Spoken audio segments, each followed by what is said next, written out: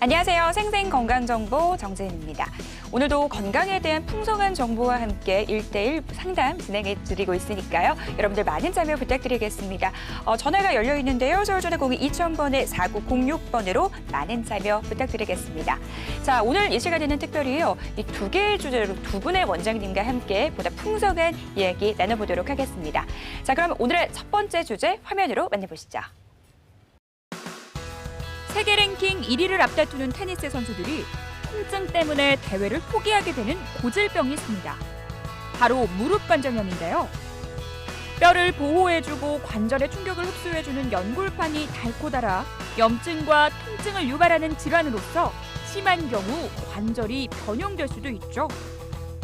무릎이 자주 시큰거리거나 통증이 느껴진다면 하루라도 빨리 치료를 서두르는 것이 악화를 막는 길. 퇴행성 관절염의 비수술 치료에는 어떤 방법들이 있는지, 그리고 이미 연골의 마모가 심해 인공관절 수술을 해야 하는 경우 수술 예후나 수명 관리법은 어떻게 이루어져야 하는지 자세히 알아봅니다.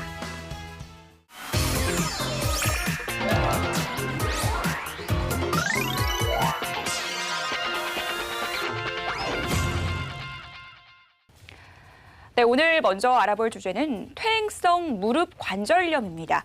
도움 말씀 주실 권재호 원장님을 화면으로 먼저 만나보시죠.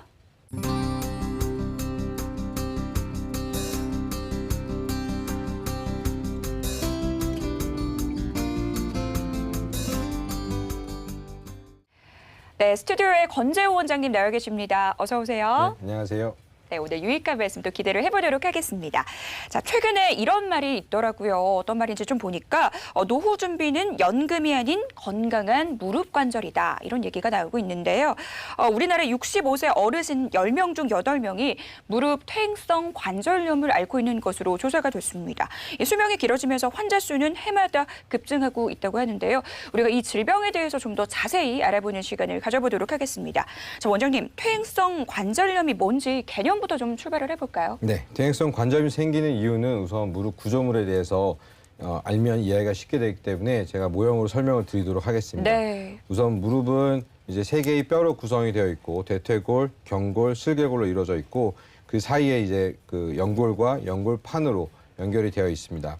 관절을 보호하는 구조물 중에서 이 연골이 마모가 돼서 염증이 생기고 염증으로 인해서 통증이 생기는 경우를 퇴행성 관절 질환이라고 할 수 있겠습니다.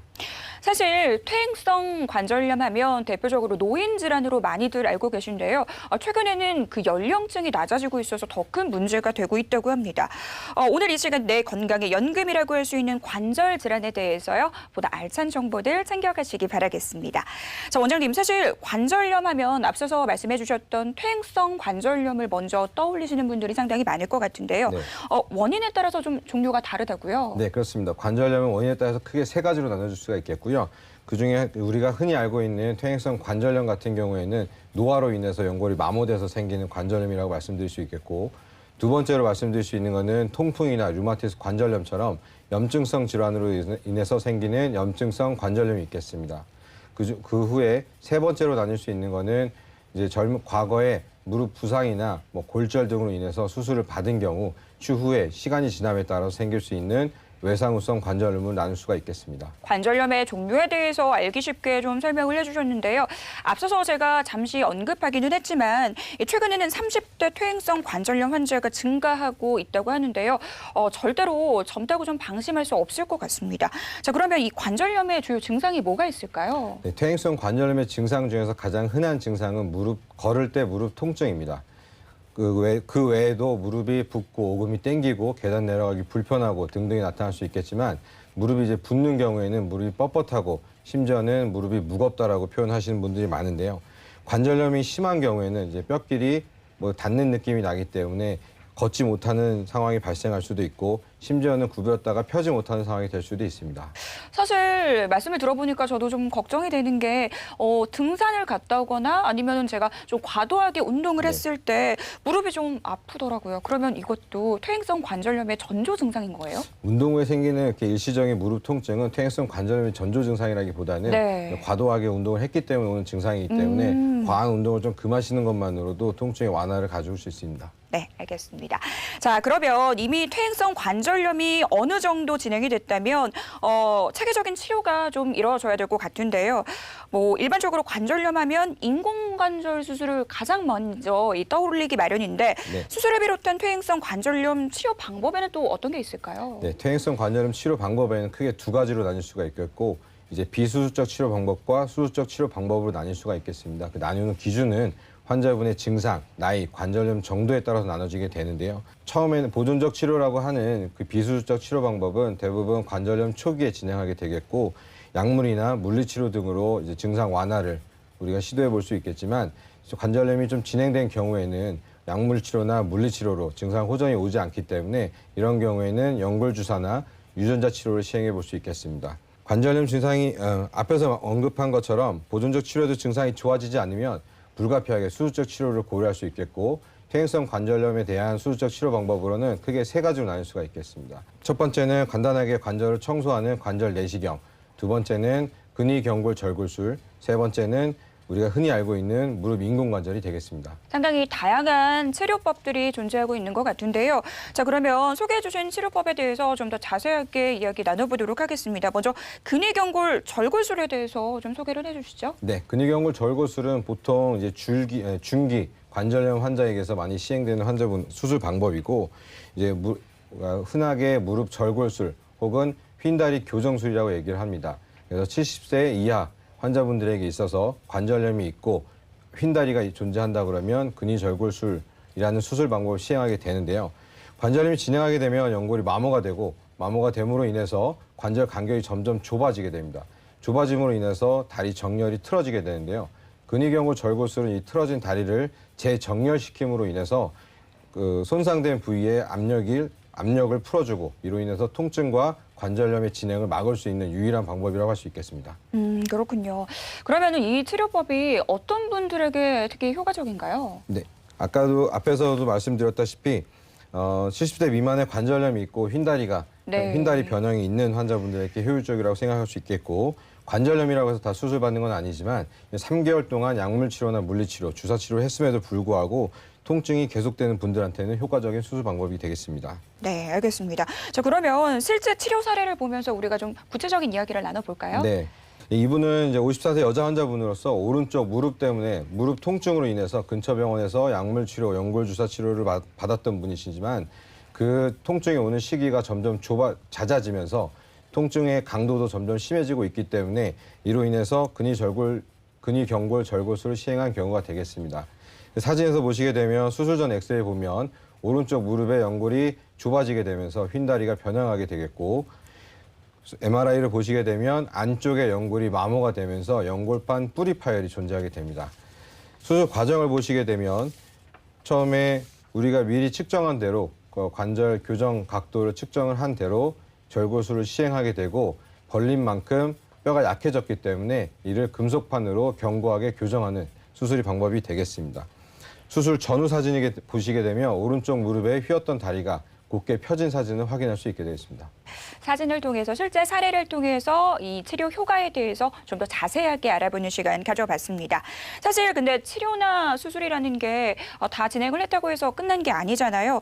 수술 후 생활 관리도 상당히 중요할 것 같은데 어떻게 관리하는 게 좋을까요? 네, 근위경골 절골술 수술 후에는 보통 일주일 정도 지나고 나서부터는 목발 보행을 바로 시행할 수 있고 그다음에 한 달 정도 지나면 이제 목발 없이 시행할 수 있으면서 그 과정 동안에 근력 강화 운동을 꾸준히 하고 근력 각도 운동을 꾸준히 함으로 인해서 일상생활로의 복귀를 할 수가 있겠고 일반적으로 두세 달 정도 지나게 되면 자연스럽게 걸을 수 있게 되고 약 6개월 정도가 지나게 되면 가벼운 운동 정도도 시행할 수 있게 됩니다.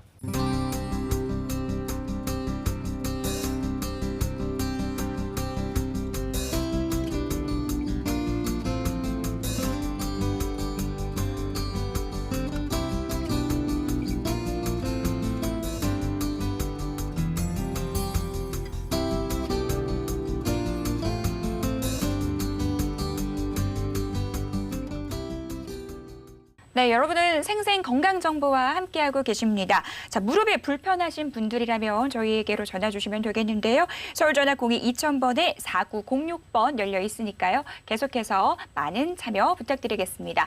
첫 번째 시청자님 연결해서 보다 자세한 이야기 들어보도록 하겠습니다. 시청자님 안녕하세요. 네, 안녕하세요. 네, 오늘 어떤 고민이 있으셔서 이렇게 전화 주셨나요? 네, 시어머니가 네. 80대이신데 네. 퇴행성 관절염을 오래 앓고 계시거든요. 그래서 관절염이 심해서 일상생활이 또 힘드시고 네. 통증이 좀 심하다고 하시거든요. 네. 그 다리도 또 오자 다리시고 해서 그래서 그 인공관절이나 뭐 그 수술, 흰다리 수술이나 이런 거를 같이 병행해도 되는지 아니면 어떤 거를 먼저 해야 되는지 네. 네, 그거에 대해서 알고 싶어서 전화드렸거든요. 네. 퇴행성 무릎 관절염을 앓고 계신 또 시어머님을 위한 네. 또 전화를 주셨는데요. 저희가 네네. 원장님 연결해 드릴 테니까요. 상담 받아보세요. 네, 네, 여보세요? 예, 예. 네, 혹시 시어머님이 연세가 어떻게 되시죠? 80이신데요. 80세시라고요?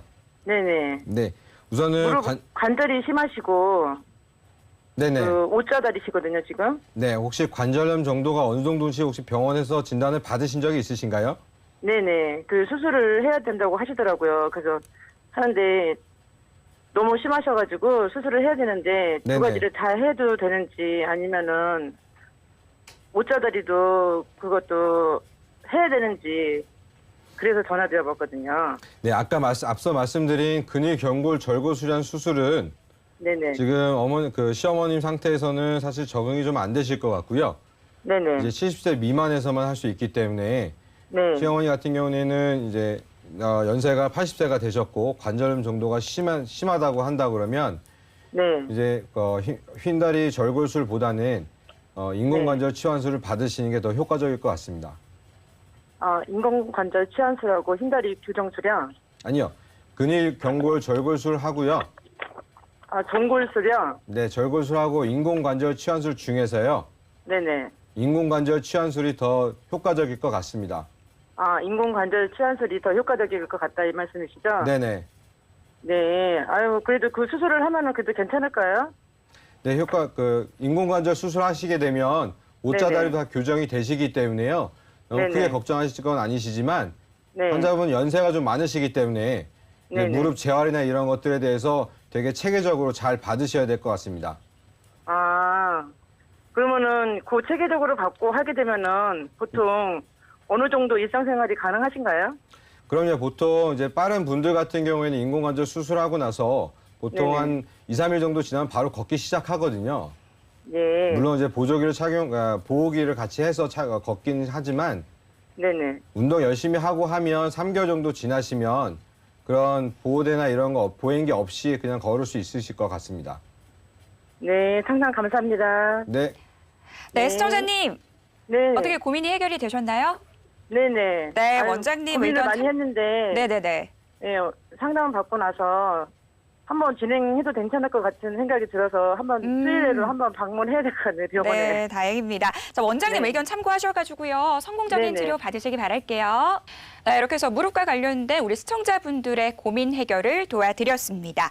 자, 사실 그나마 자신의 연골을 치료해서 살릴 수 있는 상황이라면 이런 치료법들을 좀 시행을 할 수가 있지만 만약 완전히 기능을 잃은 경우라면 좀 얘기가 달라질 것 같은데요. 인공관절로 대체하는 수술이 필요하겠죠, 그럼. 원장님, 정확히 어떤 상태나 단계에서 인공관절 이 수술을 시행하게 되나요? 네, 무릎 인공관절 치환술이라고 하는 거는 보통 65세 환자분들에게 있어서 관절염이 말기일 때 시행하는 이제 무릎에 대한 마지막 수술 방법이 되겠습니다. 네. 손상된 연골을 교체를 하고 그리고 특수 제작된 인공관절로 교체하는 수술 방법이 되겠습니다. 그럼 여기서 궁금해지는 게 혹시 이 전체를 인공관절로 대체하지 않고 혹시 일부만 대체하는 것도 가능한 건가요? 네, 그렇습니다. 이제 손상된 부위만 교체를 하고 손상되지 않은 부위는 이제 놔두는 인공관절 수술 방법이 있는데요. 그런 거를 우리가 인공관절 부분 치환술 혹은 인공관절 반 치환술이라고 얘기를 합니다. 그래서 한쪽 손상된 부분만 교체를 하고 손상되지 않은 부분은 건드리지 않음으로 인해서 보다 회복이 빠른 치료 방법이 될 수 있겠습니다. 그러면 우리가 인공관절 이 실제 치료 사례를 보면서 설명을 들어보면 이해가 더 쉬울 것 같아요. 네. 이 환자분은 이제 75세 환자분이시고요. 양쪽 무릎의 퇴행성 관절염 말기로 내원하신 분이십니다. 그래서 불가피하게 인공관절 치환술을 시행한 부분이 되겠고, 네. 자, 엑스레이 보시면 이제 왼쪽 사진이 정상 사진이고 오른쪽 사진이 이제 이 환자분 사진이 되겠지만, 관절염 사진을 보시게 되면 관절 간격이 모두 좁아져서 위아래 뼈가 딱 붙은 모습을 볼 수 있게 되었습니다. 이는 관절염 말기이기 때문에 불가피하게 이제 보존적 치료나 약물 치료나 뭐 연골주사 치료에도 통증이 계속된다 그러면 인공관절 치환술을 할 수밖에 없는 상황이 되겠고요. 그래서 다음 이제 수술 전후 사진을 비교해 보시면 손상된 연골이 모두 인공관절로 대체된 모습을 확인할 수 있게 되겠습니다. 사실 그런데 수술도 수술이지만 수술 후에 재활도 상당히 중요한 것으로 알고 있거든요. 재활은 좀 어떻게 진행이 되나요? 네, 인공관절 치환술 같은 경우에는 근육연골 절골술보다 재활이 좀 빠른 편이시고요. 네. 수술하고 나서 다음 날서부터 바로 걸을 수 있고, 이제 무릎 관절 각도 운동이라고 해서 기계로 해서 관절을 꺾는 운동을 시행하게 됩니다. 그래서 한 1주에서 2주 정도 입원하게 되면서 관절 각도 운동하고 통증 조절을 시행하게 되겠고, 이제 체계적인 재활 치료를 통해서 근력 강화 운동을 통해서 다시 일상생활로의 복귀를 도모하게 되겠습니다. 재활의 중요성에 대해서도 다시 한번 또 강조를 해주셨으니까요. 이런 부분들 참고하시면 많은 도움 되실 것 같습니다. 자, 그럼 원장님, 인공관절의 이 수명이 어느 정도인가요? 현재 알려진 바로는 한 15년 정도 되고 네. 있지만 수술 방법이나 인공관절 그 기계들의 발전으로 인해서 점차 늘어나가고 있는 상황입니다. 네, 생생 건강 정보 함께하고 계십니다. 무릎과 관련된 여러분들의 고민 해결을 진행해드리고 있는데요. 서울전화 02-2000번에 4906번으로 전화 주시면 관련된 정보들 저희가 전해드리도록 하겠습니다. 자, 시청자님 전화 연결되어 있다고 하는데요. 바로 연결해서 좀 이야기 들어보겠습니다. 네, 안녕하세요. 네. 네, 시청자님 안녕하세요. 연결되셨습니다. 네, 안녕하세요. 네, 반갑습니다. 자, 시청자님 오늘 어떤 고민 때문에 연락 주셨나요? 아, 무릎이 아파가지고. 네네네. 상담 좀 하려고요. 언제부터 아프셨나요? 한 6, 7년 전에 네. 제가 운동을 좀 러닝머신을 좀 많이 했어요. 네. 그때부터 이제 무릎이 붓기 시작하더라고요. 그래가지고 동네 병원에 갔더니 주로 이제 물을 많이 뽑더라고요, 보니까. 그래가지고 또 뭐 연골주사 맞고 뭐 하고 한 7년 동안을 버티겼어요. 근데 이제 네. 나이가 이제 내일 모레 70이에요. 시청자님 정확한 연세가 어떻게 되세요? 지금 69 되는 거예요. 69세. 네. 그래가지고 이제 네. 병원에 갔더니 퇴행성이라고 하는데, 근데 이제 수술을 많이 권유를 하더라고요. 근데 이제 수술이라는 게 또 그렇게 그냥 쉽지가 않잖아요. 결정하기가요. 네. 그래서 지금 어떻게 치료를 받아야 될까? 그러던 차에 그냥 병원에 가서 더 상담을 해봐야 되나. 알겠습니다. 걱정을 하고 있어요. 네. 네, 시청자님 전화 잘 주신 것 같고요. 저희 원장님 네. 연결해 드릴 테니까요. 한번 상담 받아보세요. 그러죠. 네. 네, 여보세요? 네, 안녕하세요. 네, 지금 무릎 네. 통증 때문에 전화 주셨는데요. 네네네. 네. 혹시 최근에 연골주사를 마지막으로 맞으신 지가 언제시죠? 두 달 정도, 2달 안 됐을 것 같아요. 네, 2달 정도 맞고 나서는 전에 주사 맞았을 때보다는 네. 효과가 좀 떨어지시는 상황이신가요? 조금 부드럽기는 하는데, 네네. 일시적인 것 같아요. 그렇다고 제가 움직이지 않는 건 아니잖아요. 네. 그러니까 이제 보통 생활을 하는데, 네네. 조금 이제 생각보다 조금 더 걷든지 활동을 조금 더 하면은 무릎이 아파요. 통증이 와요. 네. 지금 현재 말씀하신 내용으로 봐서는 이제 네. 어머니가 일상생활 하실 때는 그렇게 큰 통증을 못 느끼고 계시는데 네네. 이제 활동이 좀 많은 날이라든가 네네. 좀 무리하게 된 경우에는 통증이 있다고 말씀을 하셨잖아요.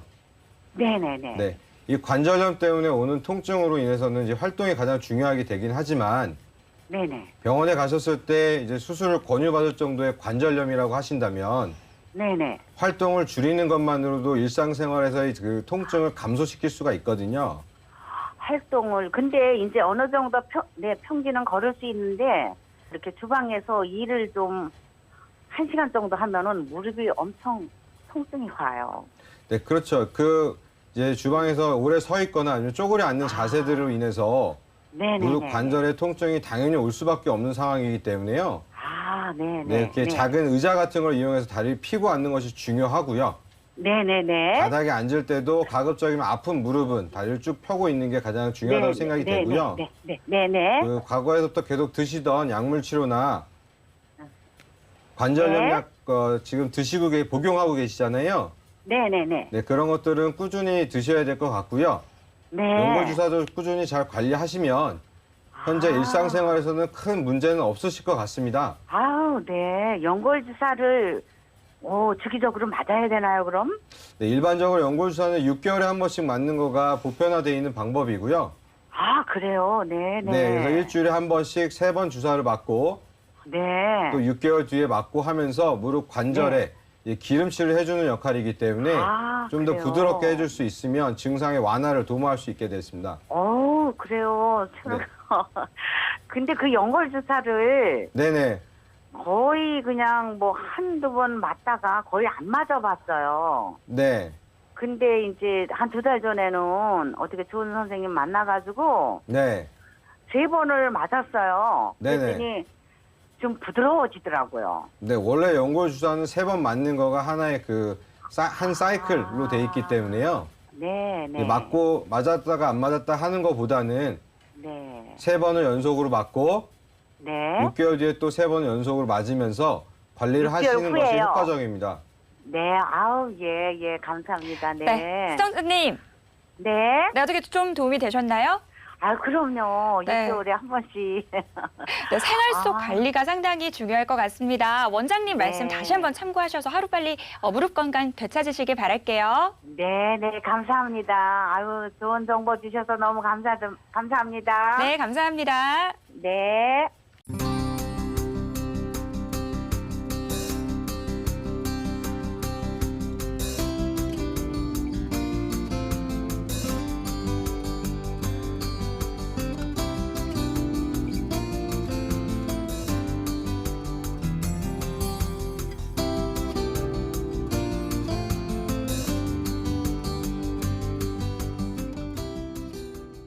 네, 여러분은 생생 건강 정보와 함께하고 계십니다. 혹시 무릎이 불편하시다거나 아니면 퇴행성 관절염이 진행돼서 고통받고 계신 분들이라면 저희에게로 전화 주시면 될 것 같습니다. 썰전화공이 2000번에 4906으로 전화 주시면 자세한 상담 받아보실 수 있습니다. 자, 마지막으로 연령과 상관없이 일상생활에서 이 무릎 관절염을 예방하는 방법에 대해서 이야기 나눠보도록 하겠습니다. 좀 이것만은 꼭 염두해 보자 이런 사항이 있을까요? 네. 무릎 관절염을 예방하는 가장 효과적인 방법 중 하나가 운동 습관과 올바른 자세가 되겠습니다. 과도한 운동보다는 꾸준히 자기에게 맞는 운동을 지속적으로 해주는 게 무릎을 보호해주는 근육을 강화시키기 때문에 관절염으로의 이행을 막아줄 수 있게 되겠고, 과도한 운동이라든가 갑작스럽게 무리하게 시행하는 운동들은 무릎에게 오히려 해가 되는 운동이 될 수 있겠습니다. 두 번째로는 우리나라에는 좌식 생활이 습관화되어 있기 때문에 사무실에서 일하시는 사무직들 분들도 의자에 앉아서 이제 양반 다리를 하고 일을 하시는 분들이 종종 볼 수 있게 되겠지만, 그렇게 무릎을 구부린 자세로 오래 유지하는 것들은 무릎의 압력을 높여서 무릎의 통증을 오히려 더 악화시킬 수 있는 방법이 되겠고요. 마지막으로 가장 힘든 것이 이제 체중 조절이 되겠습니다. 이제 다이어트를 말씀드리는 거기 때문에 가장 힘들어하는 부분들이 되겠고요. 비만은 관절염과 연관성이 있기 때문에 이제 과체중이 되지 않게 식이요법, 그리고 앞서 말씀드린 것처럼 꾸준한 자기에게 맞는 운동을 통해서 적절한 체중을 유지하는 것이 가장 좋게 되겠고, 그 외에 뼈에 좋다는 칼슘이나 비타민 제제를 복용함으로써 무릎 관절을 보호하는 데 도움이 될 수 있을 것 같습니다. 이 3가지만 지켜주시면 건강한 무릎으로 행복한 노후를 보내실 수 있을 것 같습니다. 네, 이렇게 해서 오늘 이 시간 이 퇴행성 무릎 관절염을 주제로 다양한 이야기들을 나눠봤는데요.